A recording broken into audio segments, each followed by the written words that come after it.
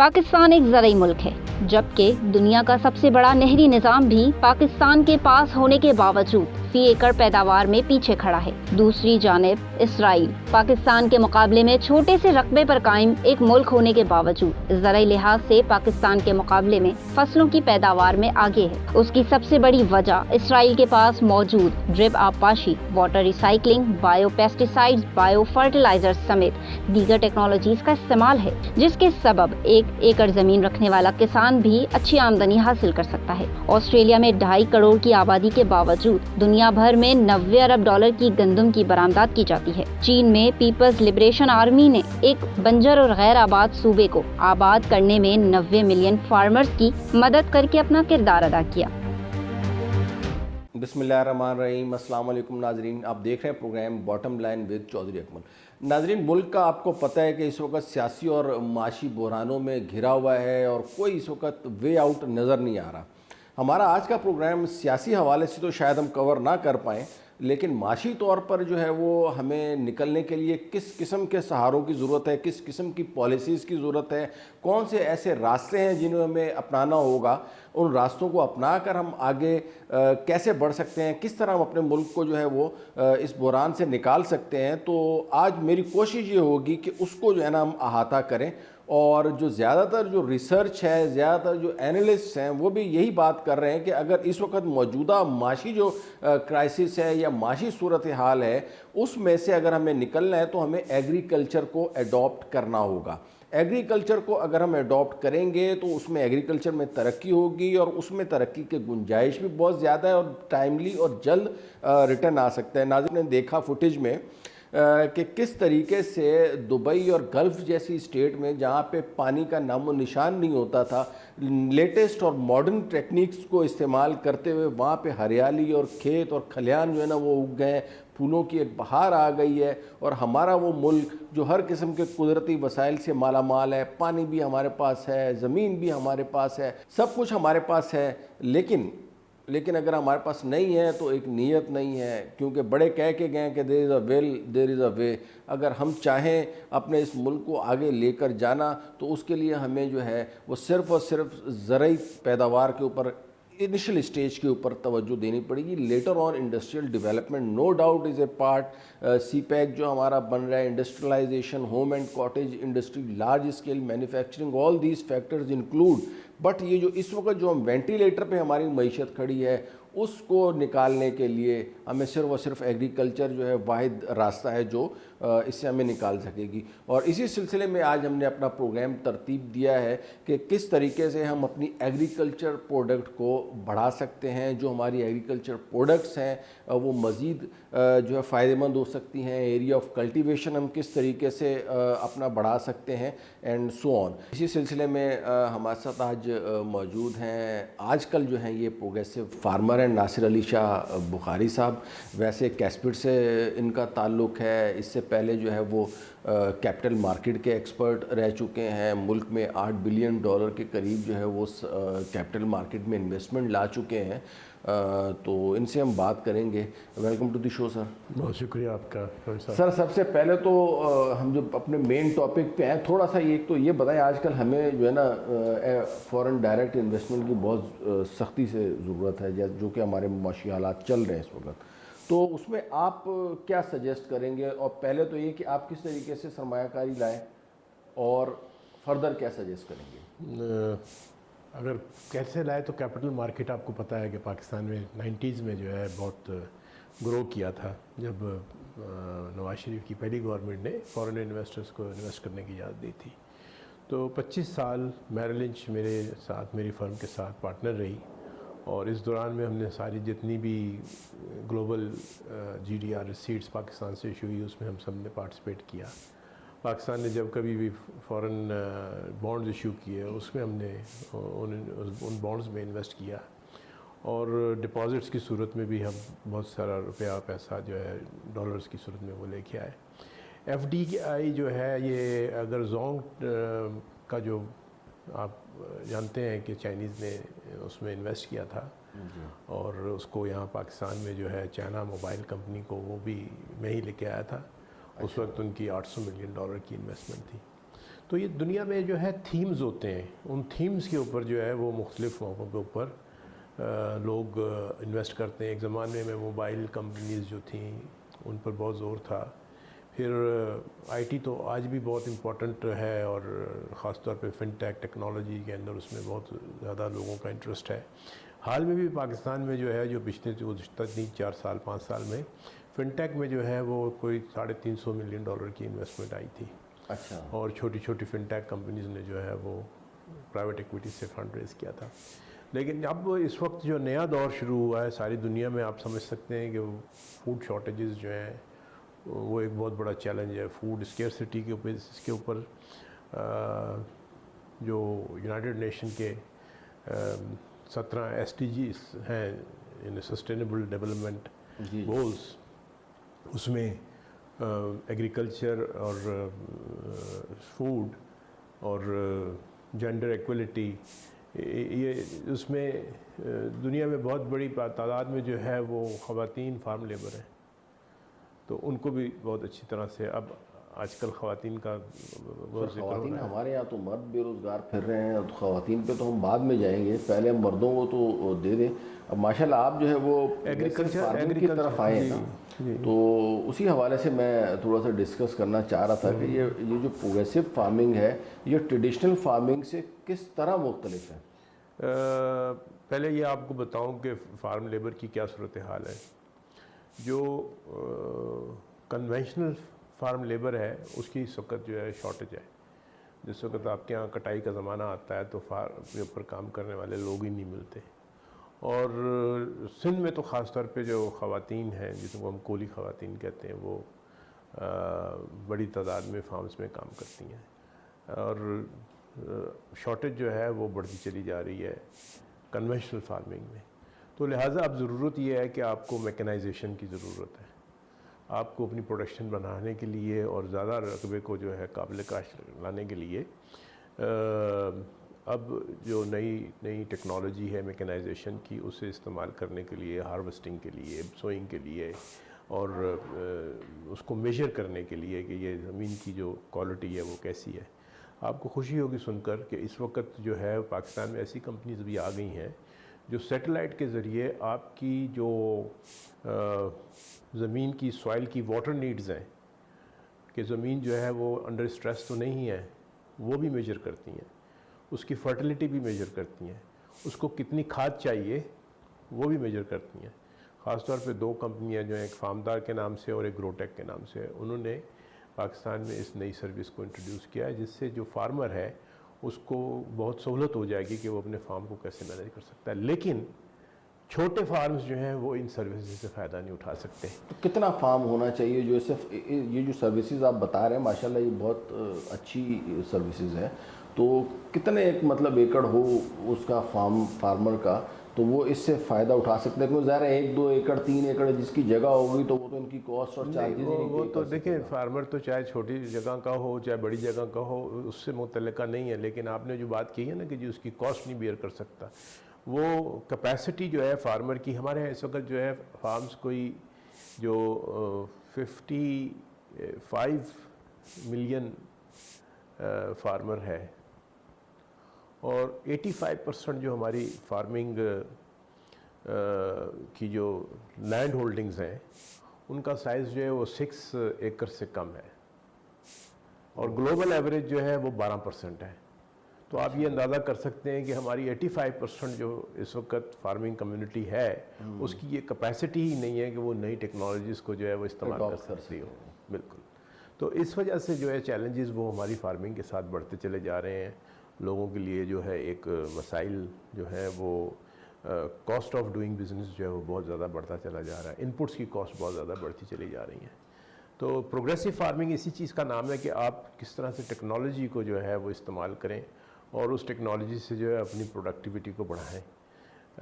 خاص طور پہ جو ڈیولپنگ کنٹریز ہیں انہوں نے ایک میریکل جو ہے وہ دنیا کو دکھائی دیا ہے، چائنا جو ہے اسپیشلی، اس میں جو پروڈکٹیوٹی ہے وہ کوئی جو آج سے 50 سال پہلے جو کچھ وہ پیداوار کر رہے تھے آج اس سے 10 گنا زیادہ ان کی پیداوار بڑھ گئی ہے۔ اور بھی عوامل ہیں لیکن ایک بہت بڑا عمل جو ہے اس میں وہ ان ٹیکنالوجیز کا اور اس کے ساتھ جو پورے پروسیس میں کمٹمنٹ چاہیے پالیسی کی، ریگولیشن کی، ایک تو وہ ہے۔ دوسری طرف جو ہے وہ ہمارے ہمسائے میں بھی ایران ہے، انڈیا ہے، وہاں بھی پروڈکٹیوٹی جو ہے اس کا پرسنٹیج بہت بڑھتا چلا گیا ہے، اور لیکن پاکستان میں جو ہے وہ انفارچونیٹلی ہماری پروڈکٹیوٹی جو ہے فارم کی وہ آج بھی وہی چیلنج ہے جو آج سے بہت 50 سال پہلے۔ اچھا، اس میں سر ایک بڑا امپورٹنٹ جو آسپیکٹ ہے وہ یہ ہے کہ آپ کیا سجیسٹ کریں گے کہ جن کی 2 ایکڑ 3 ایکڑ یعنی لیس دین جو ہمارا ایوریج ہے، جو آپ 85% کا ذکر آپ کر رہے ہیں، تو ان کے لیے کیا سجیشن ہے؟ اپنی زمین بیچ دیں، یا اس میں اگر وہ ڈبل بھی ان کی پیداوار ہو جائے گی تو اس سے کیا فائدہ ہوگا؟ تو what is the way out کہ کس طریقے سے وہ جو 2-3 ایکڑ رکھنے والا فارمر ہے وہ فارمنگ سے ہی وابستہ رہے؟ نہیں، میں تو صرف ٹیکنالوجی کے متعلق بتا سکتا ہوں کہ وہ کس طرح سے ٹیکنالوجی اگر استعمال کر کے اپنی پروڈکٹیوٹی بڑھائے۔ جاپان کا جو کیس ہے وہ آپ سمجھ سکتے ہیں کہ ریفرنس کی صورت میں استعمال ہو رہا ہے، جاپان میں جو ہے وہ بہت کم لینڈ ہولڈنگ ہے، لیکن ان کے ہاں جو پالیسی ہے اس میں ان کو فارمرز کو بہت زیادہ انسینٹیوائز کیا جاتا ہے۔ یورپ میں بھی فارمر کو بہت زیادہ انسینٹیوائز کیا جاتا ہے۔ ہمارے یہاں فارمر کے لیے کوئی انسینٹیوز نہیں ہے، یہاں تو گورنمنٹ جو ہے اس فارمر کو وہ انسینٹیوز پرووائڈ کرے جس سے وہ فارمر جو ہے وہ اس لینڈ کے ساتھ جو ہے وہ رہے۔ ورنہ یہ فنامنا تو ہم دیکھ ہی رہے ہیں کہ بہت زیادہ جو ہے شہروں کے نزدیک اربنائزیشن ہو رہی ہے، زمینیں جو ہیں وہ بہت بڑھتی چلی جا رہی ہیں، قیمتوں تو فارمر سوچتا ہے کہ جی میرے لیے بہتر ہے کہ میں بیچ دوں، کیونکہ پالیسی ڈائریکشن لیس رہی ہے اس میں۔ اور جو ہماری خاص طور پہ اگر آپ دیکھیں کہ گندم کی سپورٹ پرائز جو ہے، گندم کی سوئنگ ہوتی ہے نومبر میں، اور ہمارے یہاں سپورٹ پرائز جو ہے وہ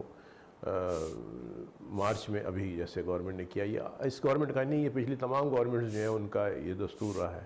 صرف تھوڑے وقت کے لیے جو یوسف رضا گیلانی کی گورنمنٹ تھی وہ پرائس اپنی پہلے بتاتے تھے، تو آپ کو اس دور میں جو ہے بمپر کراپس گرینز کی نظر آتی ہیں۔ تو ایشو ہمارا جو ہے بیسیکلی وہ گرینز کی پروڈکشن کا ہے کہ ہمارے یہاں گرین کی پروڈکشن جو ہے وہ کم ہوتی چلی جا رہی ہے، جس کی وجہ سے امپورٹ بڑھتی ہے۔ دوسرا اس کا بڑا مسئلہ جو ہے وہ فارمر کا، چھوٹے فارمر کے لیے وہ یہ ہے کہ اس کی کیپیسٹی نہیں ہے کہ وہ بیج ادا کر سکے جو ہائی کوالٹی بیج ہے، اور اب تو خاص طور پہ جس طرح سے فرٹیلائزر کی قیمتیں بڑھ گئی ہیں اس کے لیے بالکل ناممکن ہو گیا ہے۔ تو ٹریڈیشن جو تھی پہلے گرینز کو گرو کرنے کی وہ آہستہ آہستہ ختم ہوتی چلی جا رہی ہے، اور اب جو ہے فارمر وہ ایسی کراپس میں جا رہا ہے جہاں کو پرائس کنٹرولز نہ ہو، جس کی وجہ سے آپ کے یہاں گرینز کی شارٹیجز ہیں، جس کو آپ فوڈ سیکیورٹی جس کا دوسرے لفظوں میں آپ نام دیتے ہیں۔ جو فارمر کما رہا ہے وہ صرف وہ ہے جس کے پاس اپنے فروٹ فارمز ہیں، اور فروٹ فارمز میں بھی اگر اس کا سائز ہے تو وہ بہت خوشحال ہے، اور اس کے علاوہ باقی سارے فارمرز جو ہیں وہ مجبوری کی حالت میں اپنی فارمنگ میں موجود ہیں۔ ملتے ہیں ایک بریک کے بعد۔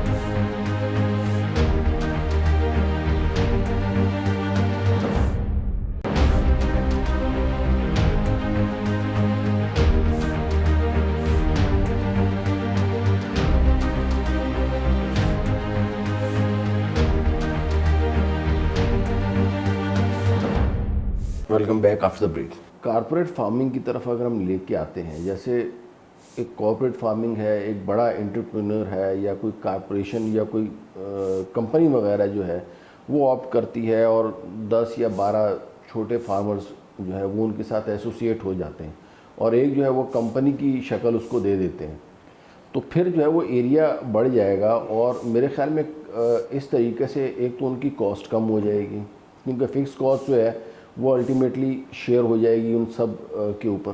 تو اس کارپوریٹ فارمنگ کو جو ہے وہ چھوٹے کاشتکاروں کے لیے آپ کس طرح دیکھتے ہیں؟ دیکھیں، ایک تو یقیناً صورتحال یہ ہے کہ ولیج لیول کے اوپر لوگ جو ہے وہ کمپنیاں بنائیں، اس میں شیئر ہولڈر بن جائیں۔ سب لوگ جو ہے وہ انوالو نہیں ہو سکتے پھر اس میں رن کرنے میں، لیکن جو اس کی مینجمنٹ اور آپریشنز ہیں اس کی کچھ لوگ وہ ذمہ داری لیں اور ٹیکنالوجی کو انٹروڈیوس کریں۔ یہ تو ایک طریقہ کار سہل نظر آتا ہے، اور میں سمجھتا ہوں کہ کچھ جو سمجھدار قسم کی فیملیز ہیں ان میں یہ چیز کا انڈیکیشنز جو ہیں وہ نظر آنی شروع ہو گئی کہ فیملیز بیسڈ کارپوریٹس جو ہیں وہ لوگوں نے بنانی شروع کی ہیں، لیکن ٹیکنیکلی کارپوریٹس کلچر کے لیے جو ریگولیشنز چاہیے وہ ریگولیشنز ابھی تک پاکستان میں موجود نہیں ہیں. ایک آپ کو پتہ ہے کہ یہاں پر لوگوں میں لینڈ ہولڈنگز کی جو ہے نیشنلائزیشنز اور جو ہماری لینڈ ریفارمز ہوئی تھیں اس میں لینڈ ہولڈنگز کے اوپر پابندی تھی اور بہت ساری زمین جو ہے وہ حکومت نے لے لی تھی. تو اس کی وجہ سے آج بھی کارپوریٹ فارمنگ میں آپ کے ہاں جو ہے جو فارمنگ تو لکھا ہوا ہے لیکن کارپوریٹ فارمنگ کا جو ہے کنسیپٹ اس کو سپورٹ کرنے کے لیے ابھی کوئی ریگولیشنز کی ضرورت ہے. دیکھ کارپوریٹ فارمنگ کی جو میں بات کر رہا ہوں نا اس میں ایک اس کا ایڈوانٹیج سب سے بڑا یہ ہوگا کہ اس میں مڈل مین کا جو رول ہے نا وہ ختم ہو جائے گا. جی بالکل آپ صحیح فرما رہے ہیں. جب 10 سے 12 کے قریب لوگ یا زیادہ ایون ان آفیشیل قسم کی ہو جائے کارپوریٹ فارمنگ کے ضروری نہیں ہے کہ اس کو SCCP سے آپ رجسٹرڈ کرائیں اور FPR میں یعنی مطلب ایک 10-12 لوگوں کے گروپ نے مل کے اپنا جو ہے وہ لینڈ کو یوٹیلائز کیا, ٹریکٹر مل کے لے لیا یا ٹیکنالوجیکل کوئی چیز مل کے اور اس کو افیکٹولی یوٹیلائز کرنا شروع کر دیا اور خود ہی اس کو پھر بیچنا بھی شروع کر دیا, تو اس سے یہ مڈل مین کا رول جو ہے وہ ختم ہو جائے گا. تو اس سے آپ کیسے ایگری کریں گے؟ دیکھیں جو مڈل مین کا رول ہے وہ میں نہیں سمجھتا کہ کوئی فوری طور پر ختم ہو سکتا ہے, لیکن ایک انڈیکیشن آنی شروع ہو گئی ہے. ایک نعمت کے نام سے یا کولیٹرل مینجمنٹ کمپنی قائم ہوئی ہے اور انہوں نے کوئی 9 کے قریب بڑے ویئر ہاؤسز جو ہیں ان کو آئیڈینٹیفائی کیا ہے. فارمر جو ہے وہ اپنی پروڈیوس کو وہاں جا کے اسٹور کر سکتا ہے اور وہ جو ان کی ریسیٹ ہے وہ اب پیمیکس کے اندر ٹریڈ ہوتی ہے. یہ دنیا بھر میں اسی طرح سے ہوتا ہے. دس از پرابلی ون اسٹیپ. اس میں SCCP نے جو ہے نعمت کی فارمیشن میں کافی ایک انیشیٹو لیا تھا اور میں آپ سے عرض کروں کہ یہ میرا ایک جو گلوبل چیلنجز کے اوپر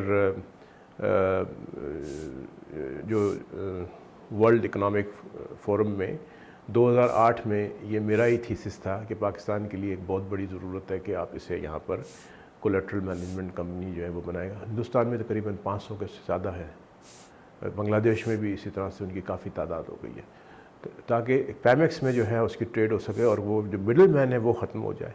بینکس اس کے اوپر فائنینسنگ جو ہے وہ اس ریسیٹ کے اوپر آرام سے کر سکتے ہیں. لیکن جو یعنی چھوٹے فارمرز ہیں شاید وہ ابھی بھی اس کو اس طرح سے ایڈوانٹیج نہ لے سکیں. لیکن میں جب کارپوریٹ فارمنگ کی طرف سوچتا ہوں اور دیکھتا ہوں اور ویژن کرتا ہوں تو میں یہ سمجھتا ہوں کہ اس میں سائز ضرور میٹر کرے گا. اور پنجاب میں جو ہے زمین ہولڈنگ جو ہے وہ اب ساؤتھ پنجاب میں تو نظر آتی ہے لیکن سینٹرل پنجاب میں اپر پنجاب میں زمین لوگوں کے پاس بہت تھوڑی رہ گئی ہے. آپ یہ سمجھیں کہ جو آپ کے پاس ایک بہت بڑا رقبہ جس کو آپ چولستان ڈیزرٹ کہتے ہیں, اگر وہاں پر حکومت دیکھیں پانی چاہیے, پانی تو ہے نہیں اس علاقے میں, تو کیسے آئے گا پانی؟ دیکھیں اس میں یہی میرا نیکسٹ کویشچن بھی یہی تھا کہ ابھی میں نے اپنے پروگرام کے انٹرو میں بھی بتایا کہ یہ گلف جو ہے UAE ہو گیا, سعودی عرب ہو گیا, صحرا تھا, وہاں پہ پانی جو ہے نا وہ ملتا نہیں تھا, لیکن وہاں انہوں نے سب سے پہلے پانی اپنے لیے سمندر کے پانی کو میٹھا کیا اور اس کے بعد انہوں نے کم پانی سے زیادہ جو ہے نا وہ گرینری کی ہے. تو اس کا میں نے مثال بھی دکھائی ہے. برج عرب کے پاس جو ہے وہ کس طریقے سے ایک ڈرپ اریگیشن کا سسٹم ہے. ہمارے یہاں پہ بھی ڈرپ اریگیشن کا سسٹم ہے جس کو گورنمنٹ سبسڈی بھی دے رہی ہے, کاسٹ بھی اس کے اوپر دے رہی ہے, لیکن انفارچونیٹلی اس کی بہت زیادہ اویئرنیس نہیں ہے. اویئرنیس ہے تو لوگ جو ہے نا وہ اس کی طرف آتے نہیں ہیں کہ بہت زیادہ ٹائم کنزیومنگ ہے اینڈ سو آن. اب پرابلم یہ ہے کہ جیسا کہ آپ نے بتایا کہ ہمارے پاس صحرا ہے, تھر کا ہے, چولستان کا ہے, اس کے علاوہ بھی ہمارے پاس ہزاروں ایکڑ اراضی جو ہے وہ ان یوزڈ پڑی ہوئی ہے. تو کیوں نہ اس قسم کا کوئی سیٹ اپ بنایا جائے, کیونکہ اس کے لیے ظاہر ہے جو بنجر زمین پڑی ہوئی ہے تو اس کو یوٹیلائز یا اس کو یوزیبل بنانے کے لیے ہمیں اسکلڈ لیبر کی ضرورت ہوگی.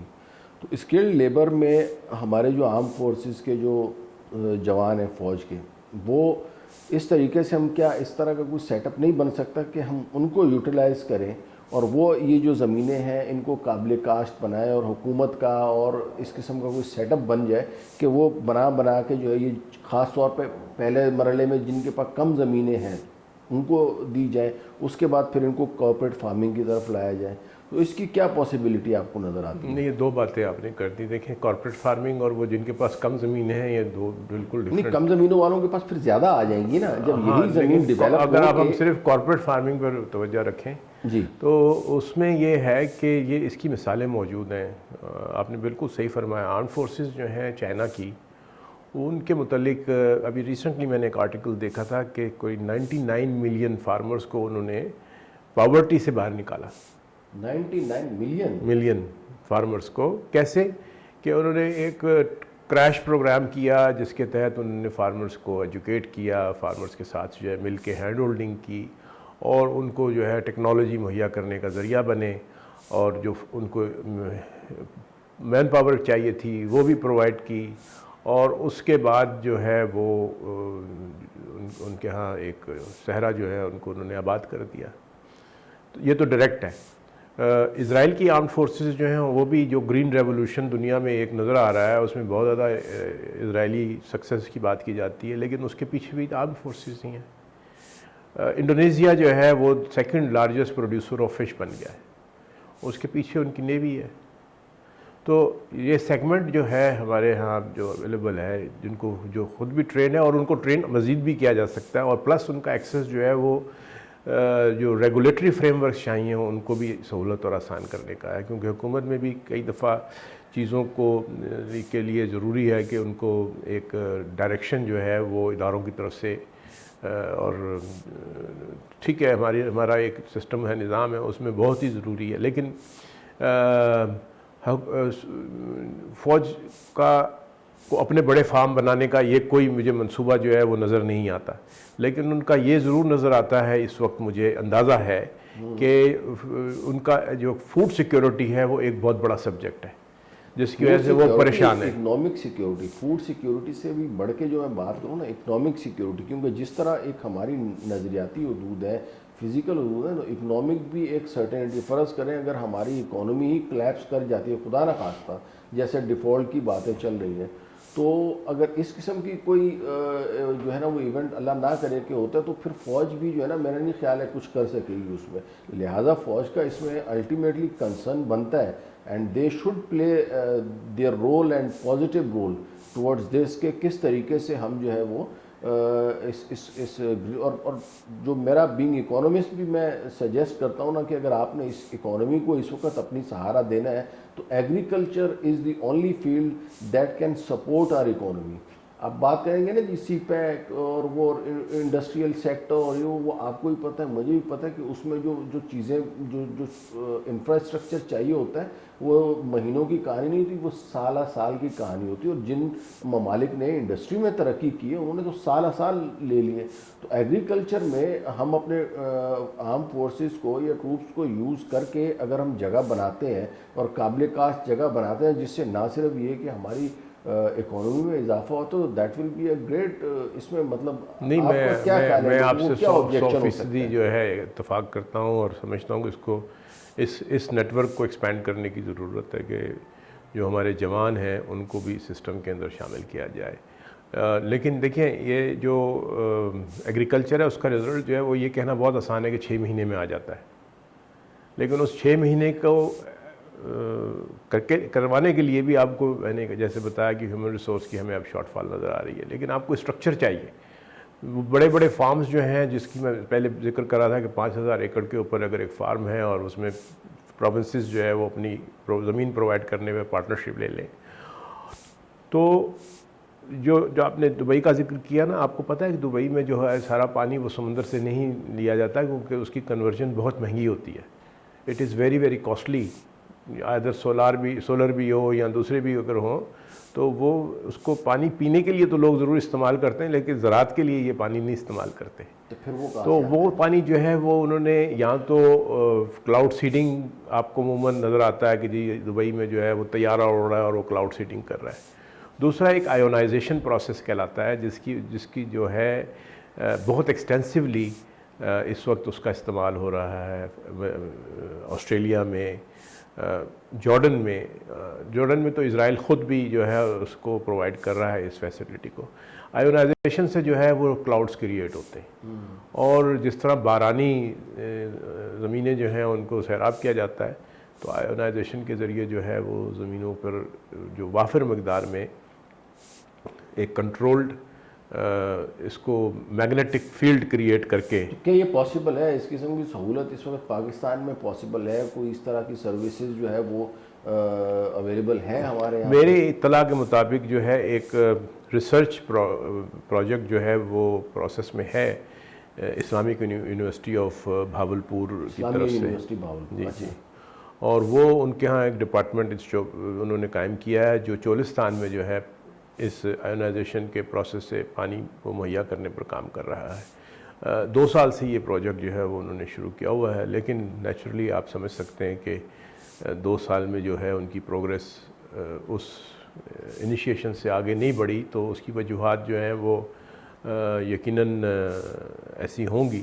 لیکن اگر آرم فورسز بھی جو ہیں اس میں شامل ہوتی ہیں اور اس کو انیشیشن کروا سکتی ہیں تو آپ کے پانی کا مسئلہ جو ہے وہ بہت جلدی حل ہو سکتا ہے. بلوچستان ہے پورا, بلوچستان میں پانی کی کتنی سخت ضرورت ہے. آپ کا کیا خیال ہے اگر آرم فورسز کو ہم اس میں یوز کرتے ہیں تو اس میں کسی کو کیا ہرڈل ہو سکتی ہے؟ اگر کوئی ریزرمنٹ آ سکتی ہے تو آپ کیا؟ نہیں, میں نہیں سمجھ, میرے ذہن میں بالکل بھی یہ نہیں کہ کہیں سے بھی ان کو کوئی کسی قسم کی جو ہے اس معاملے میں لوگ پسند نہیں کریں گے کہ آرم فورسز اپنا رول پلے کریں. جیسے بھل صفائی میں لوگ اپریشیٹ کرتے ہیں اور اس کو سب فوج ہی کرتی ہے, ان کے ساتھ خود شامل ہو جاتے ہیں. اسی طریقے سے کوئی قدرتی آفات آ جائے, سیلاب آ جائے, زلزلے آ جائیں, تو وہاں پہ جہاں این جی اوز کام کر رہی ہوتی ہیں آگے بڑھ چڑھ کے, تو وہاں پہ فوجی جوان بھی کام کر رہے ہوتے ہیں. بس اس میں صرف یہ ہے, اور میں ایڈ کر رہا ہوں کہ صرف آپ کو وہ جوانوں کی نہیں بلکہ آپ کو پالیسی لیول پر بھی جو ہے ان کو استعمال کرنے کی ضرورت ہوگی, اور جو فیسیلیٹیشن کا پروسیس ہے اس کو بھی استعمال کرنے کی ضرورت ہوگی. ان کے پاس بہت بڑے بڑے ریسورسز اویلیبل ہیں ٹیکنالوجی کے.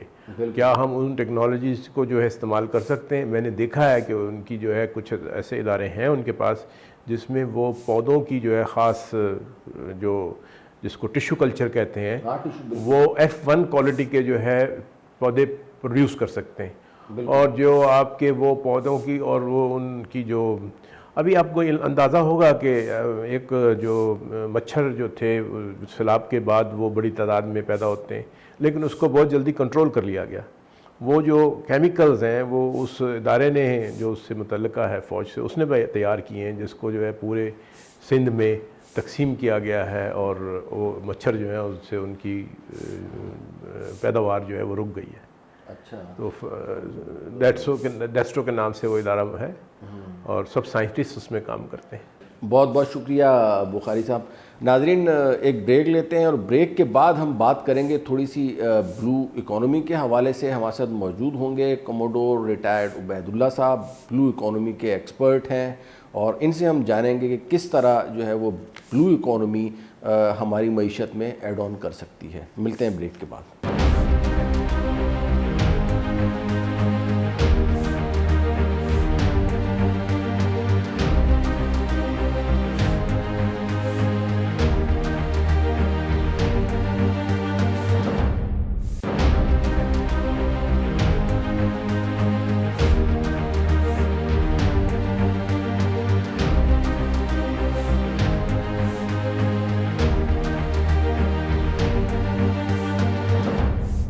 Welcome back after the break. ناظرین وقفے سے پہلے ہم بات کر رہے تھے کارپوریٹ فارمنگ کی, جس میں ایگریکلچر جو ہے وہ سر فہرست تھا.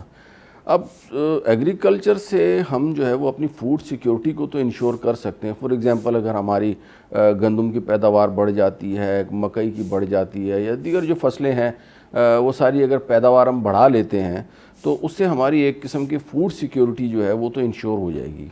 اب جو اگلا ہمارے پاس آپشن بچتا ہے وہ یہ ہے کہ جس طریقے سے ہمارے فارن ریزروز جو ہیں وہ تیزی سے گھٹے ہیں, اور لاسٹ منتھ کے اگر میں آپ کے ساتھ فارن ٹریڈ کے اسٹیٹسٹکس شیئر کروں تو ہماری جو امپورٹس ہیں وہ $4 بلین پر منتھ کے اوپر آ گئی ہیں, اور تقریباً ایکسپورٹس جو ہیں وہ 2.3 بلین رہ گئی ہیں, اور ٹریڈ ڈیفیسٹ ہمارا 1.7 بلین ہے. بہت کم ہے trade deficit $1.7 billion, but $2.3 billion کی میں جب ایکسپورٹ کا ذکر سنتا ہوں نا تو آپ یقین کریں میرے رونگٹے اس لیے کھڑے ہو جاتے ہیں کہ یہ وہ فگر ہے جو انڈیویجولز کارپوریٹ جو بڑی بڑی کمپنیز ہیں، میں ان کی بات نہیں کر رہا، یہ وہ ہیں جو مختلف ملکوں کے انڈیویجولز اس سے زیادہ کی ایکسپورٹس کر رہے ہیں۔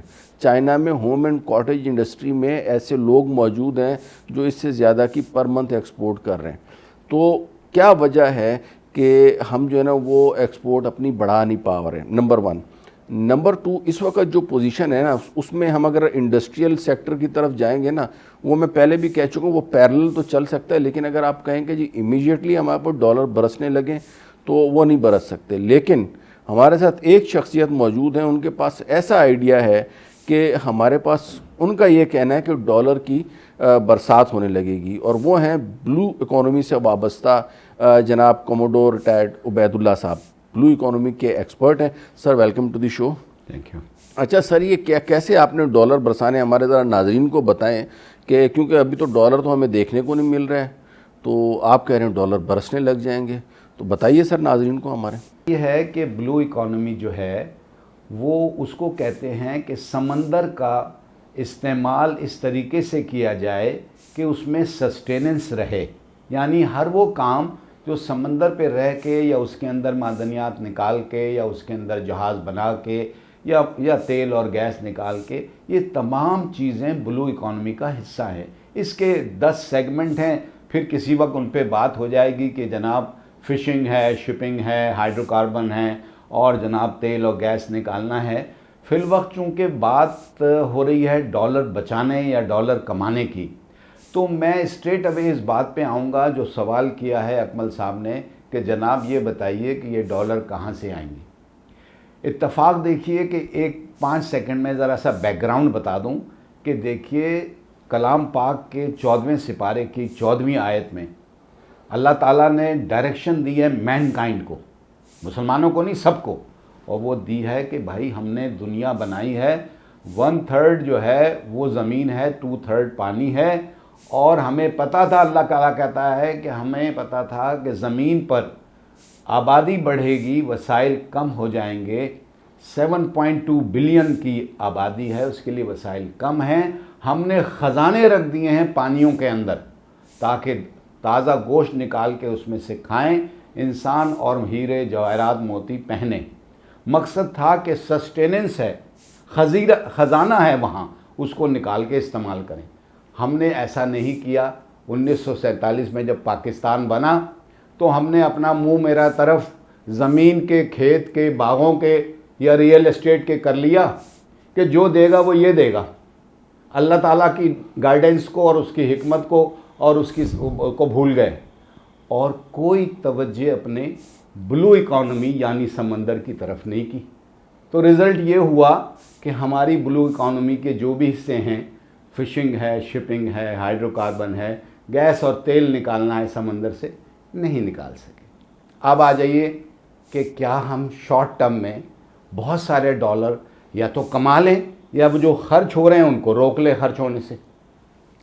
ایک بات کروں گا، اس وقت پاکستان نیشنل شپنگ کارپوریشن جو گورنمنٹ کا ادارہ ہے، اس کے پاس 12 جہاز ہیں، اور وہ پچھلے 22 سال سے کنٹینیوسلی پروفٹ میں چل رہا ہے، اور اس سال اس نے پچھلے 50 سال کا یا 40 سال کا ریکارڈ توڑ دیا ہے اور بہترین پیسے کمائیں۔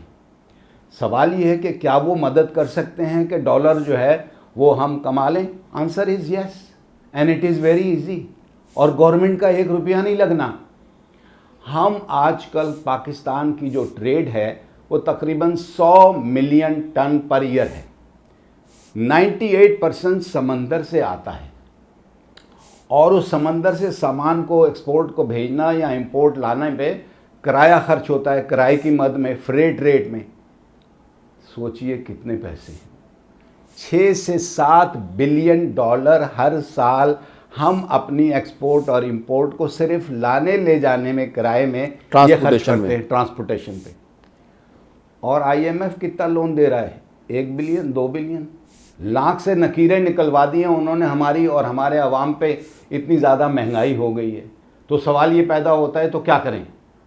کریں یہ کہ اپنی امپورٹ اور ایکسپورٹ کو کوشش کریں کہ ساری کے ساری اپنے جہازوں پر لائیں اور یہ 6-7 بلین ہر سال بچائیں. پاکستان میں 25 ملین ٹن تیل امپورٹ ہوتا ہے. سر اصل میں ہم اس تیل کی بات مجھے یہ بتائیں سر، جہاز اگر ہم ایک لینے جاتے ہیں تو اس کی کیا کاسٹ ہے؟ ٹھیک ہے سر، میں ایک فرض کے طور سے بتا دیتا ہوں کہ اس وقت جو جہاز ہماری ضرورت ہے اور جو خوب سارے پیسے آپ کے بچا سکتا ہے اور ڈالر کما سکتا ہے، وہ آئل ٹینکر ہے یا LNG کا جہاز ہے. LNG کا جہاز، ٹھیک ہو اب گیا. ان جہاز کو سوال آپ کے ذہن میں ہوگا، بھائی ڈالر پہلے نہیں ہے عبید اللہ صاحب، یہ ڈالر کہاں سے آئیں گے خریدنے کے لیے؟ گورنمنٹ کا $1 $1 ان کو خریدنے میں نہیں لگے گا. PNSC is non budgeted organisation listed in Karachi exchange. ان کے پاس اپنے پیسے اور ڈالر بہت ہیں، صبح حکم دیں شام کو جہاز خرید لیں. ہمارے یہاں پہ اس وقت جو پرائیویٹ بزنس مین ہیں، انہوں نے اپنا پیسہ آپ کو پتہ ہے پلاٹوں میں ڈمپ کیا ہوا ہے. ڈالر خرید کے ڈمپ کیے ہوئے ہیں، سونا خرید کے ڈمپ کیا ہوا ہے جو کسی کام نہیں آ رہا. تو اگر ان کو نظر آئے گا کہ جی میں یہ اس طرح انویسٹمنٹ کروں گا، ایک بندہ نہیں لے سکتا، 10 بندے مل کے لے سکتے ہیں، گروپ کے طور پہ لے سکتے ہیں، کمپنی بنا کے لے سکتے ہیں. تو اس میں ہم پرائیویٹ سیکٹر کو بھی انوالو کریں تاکہ وہ بھی اس شپنگ کے جو ٹرانسپورٹیشن کا ہے which is one part of the blue economy, تو اس میں اگر آپ لوگ صرف ٹرانسپورٹیشن میں اگر آپ آتے ہیں تو آپ کو ایٹ لیسٹ جو مجھے ابھی تک سمجھ میں آیا ہے وہ یہ ہے کہ سال نہیں تو 2 سال میں آپ کی جو انویسٹمنٹ ہے وہ باہر آ جائے گی، اور اس کے بعد اسے فائدہ کنٹری کو یہ ہوگا کہ ملک کا زر مبادلہ نہ صرف یہ کہ بچے گا بلکہ ہمارے پاس ڈالرز بھی آئیں گے. ایسا ہی ہے سر؟ بالکل ایسا ہی ہے، اور آپ کی سوچ بھی بڑی عمدہ ہے. اس کو منیمم رسک کس چیز سے ہوگا؟ پبلک پرائیویٹ پارٹنرشپ کر لیں، PNSC کے ساتھ مل کے وہ کر لیں. بالکل. اور بینک جو ہیں فورن اور لوکل 80% لون دیتے ہیں، یعنی 100 ملین کا جہاز ہو تو 80 ملین آپ کو ویسے ہی مل گئے. تو سر ایک منٹ، گورنمنٹ اس کے اوپر کیوں خاموش ہے؟ مجھے یہ بتائیں سر. نہیں سر، گورنمنٹ کا نہیں، میری اب سن لیں. جی 100 ملین کا فرض کو جہاز خریدنا ہو، 80 ملین لون مل جائے گا. 20 ملین میں 10 ملین ڈال دیں بھائی کوئی پرائیویٹ پارٹی، آپ ماشاءاللہ امیر آدمی، آپ ڈال دیں. آپ سے میں کہہ رہا ہوں اس لیے کہ جہاز جو ہیں 2008 کے نسبت 50% پرائز میں ہیں، بائی 1 گیٹ 1 فری کی پوزیشن میں ہے. تو یہ ڈال دیں، 10% وہ 10% یہ مل کے لے لیں. اور کون لے لیں یہ بھی میں سجیسٹ کر دیتا ہوں، آپ نہ لیں. PSO ہے نا گورنمنٹ کا ادارہ، PSO سارا جو تقریباً مور دین 80% آف ریفائنڈ آئل یعنی ڈیزل، کیروسین، جیٹ فیول فلانا وہ منگاتا ہے. وہ مل کے PNSC سے اپنے جہاز خرید لیں اور ان میں یہ تیل لے کر آ جائیں. وہ تو خرچ کر رہے ہیں نا، اور ڈالر میں پیسے دے رہے ہیں. اس کو ہم اکانومی کی ٹرم میں کہتے ہیں ڈائیورسیفیکیشن. جیسے PSO ہے، فار ایگزامپل میں آپ کو کوریئر کمپنیز کی مثال دوں گا. جیسے کوریئر کمپنیز ہیں، میں نام نہیں لینا چاہ رہا، انٹرنیشنل کوریئر کمپنیز ہیں. تو ان کا کام تو بیسیکلی سامان جو ہے یا خطوط یا لیٹر جو بھی وٹ ایور ایک خطے سے دوسرے خطے میں پہنچانا ہوتا ہے. لیکن انہوں نے اپنے آپ کو اتنا ڈائیورسیفائی کیا ہے کہ نمبر 1 انہوں نے اپنے پلینز تک خریدے ہوئے ہیں، ٹرانسپورٹس تک ان کی اپنی ہو چکی ہیں. فردر انہوں نے اس کو ایسے ایکسٹینڈ کیا ہے کہ اپنی اسی ریسورسز کو یوز کرنے کے لیے کہ آپ نے اگر کوئی چیز فرض کریں USA میں یا UK میں یا کسی بھی کنٹری میں کوئی گفٹ کسی کو دینا ہے، کوئی اور چیز خرید کے دینی، تو وہ اس قسم کی سروسز بھی پرووائڈ کرتی ہیں. تو انہوں نے اپنے آپ کو بیسیکلی ڈائیورسیفائی کیا ہے. تو ہم جو ہے وہ PSO کیوں جہاز جو ہے نا وہ PNSC کے ساتھ مل کر نہیں خرید سکتا؟ اگر وہ خریدتا ہے تو اس کی ایک سبسٹینشل جو ٹرانسپورٹیشن کی مد میں وہ ایک کاسٹ پے کر رہا ہوتا ہے، وہ کاسٹ جو ہے وہ بچ سکتی ہے اور اس سے جو ہے وہ ہمارے جو ریزرو میں کمی واقع ہوتی ہے وہ پوری ہو سکتی ہے. سر یہ تو ہو گیا ٹرانسپورٹیشن کے حوالے سے. جی سر. PSO ڈائیورسیفیکیشن میں جانے سے پہلے یہ تو کر سکتا ہے کہ میں تیل منگوا رہا ہوں تو میں PNSC سے منگواؤں، اس لیے کہ PNSC سے تیل منگوانے میں فائدہ یہ ہوگا PSO PNSC کو پاکستانی روپوں میں پیسے دے گا. زبردست. اور ابھی جو دیتا ہے فورن کمپنی کو ڈالر میں دیتا ہے. اور سن لیں سر، اور سن لیں سر، وہ بھی بتاتا ہوں. PSO اتنا تو کر سکتا ہے کہ بھائی تیل منگوانا ہے نا تو تیل PNSC سے منگوا لے. PNSC کہتی ہے کہ تم مجھے کام کرنے کے 3 مہینے بعد پیسے دینا، وہ بھی پاکستانی کرنسی میں. ارے جتنے دن چاہے نوٹ چھاپ کے دے دیں. ابھی منگاتے ہیں تو 15 دن پہلے IMF سے چھاپنے نہیں دے گا، قرضہ لینا پڑے گا. چلیں کنٹینیو. مسئلہ یہ تھا، بات یہ کہنے کا مقصد ہے، آپ کے لوگ سن رہے ہیں لوکل کرنسی میں فائدہ ہے، لوکل کرنسی میں ایگریڈ. ڈالر بچ گئے جو فورن کمپنی کو دے رہے ہیں. صرف ڈالر نہیں جا رہے ہیں وہاں، وہ ہماری ڈیپینڈنس ہے فورن کیریئر پہ. ہمارے بحر عرب میں ہر وقت کچھ نہ کچھ ٹینشن رہتی ہے، ذرا سی ٹینشن بڑھتی ہے تو انشورنس بڑھ جاتی ہے، تو پھر فریٹ ریٹ بڑھ جاتا ہے. اور پیسے کون دیتا ہے؟ You and me. تو اس ڈر سے کہ جنگ میں اور امن دونوں میں کنٹینیوٹی رہے، ورنہ جہاز آنے بند ہو جائیں گے. ذرا سی کوئی پرابلم ہوئی، ہمارے اپنے جہاز ہوں گے، پاکستانی کرنسی میں پیسے پے کریں PSO اور لے کر آئے. تو ناظرین، آج کا آپ پروگرام دیکھا. میں سب سے پہلے تو کموڈور صاحب کا شکریہ ادا کروں گا. سر بہت بہت شکریہ آپ کا.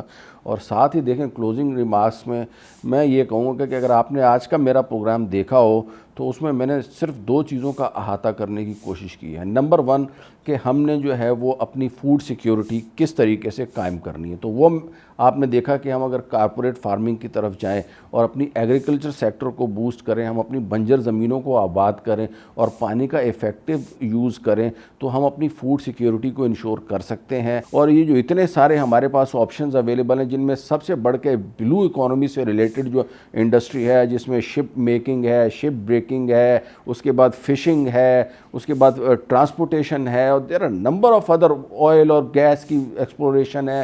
مطلب سمندر میں جو ہے نا وہ جو خزانے چھپے ہوئے، اور ان کے اوپر مزے کی بات ہے کہ آپ کو انویسٹمنٹ کے لیے بھی پیسے نہیں چاہیے. Only what you need a will. There is a will, there is a way. تو آپ جو ہے نا مایوسی میں سے نکلیں کہ پاکستان ڈیفالٹ کر جائے گا، پاکستان کے پاس یہ ہو جائے گا، وہ ہو جائے گا. یہ سیاستدانوں کے چکروں میں نہ آئیں. اگر ہم اپنی محنت کے ساتھ کام کریں. اور دوسرا میرا سرمایہ کاروں سے درخواست ہے کہ یہ جو آپ لوگوں نے پلاٹس میں ڈمپ کیے ہوئے پیسے، جو آپ نے گولڈ میں ڈمپ کیے ہوئے، ڈالرز میں ڈمپ کیے ہوئے، یہ اس قسم کی اکانومی ہے. آپ لوگ انویسٹرز ہیں ماشاءاللہ. تھوڑا سا اگر آپ لوگ اس صنعت میں آئیں گے، اس میں لوگوں کو روزگار بھی ملے گا، ہماری معیشت بھی ترقی کرے گی. آج کے لیے اتنا ہی. انشاءاللہ اگلے ہفتے دوبارہ ملاقات ہوگی. اللہ حافظ.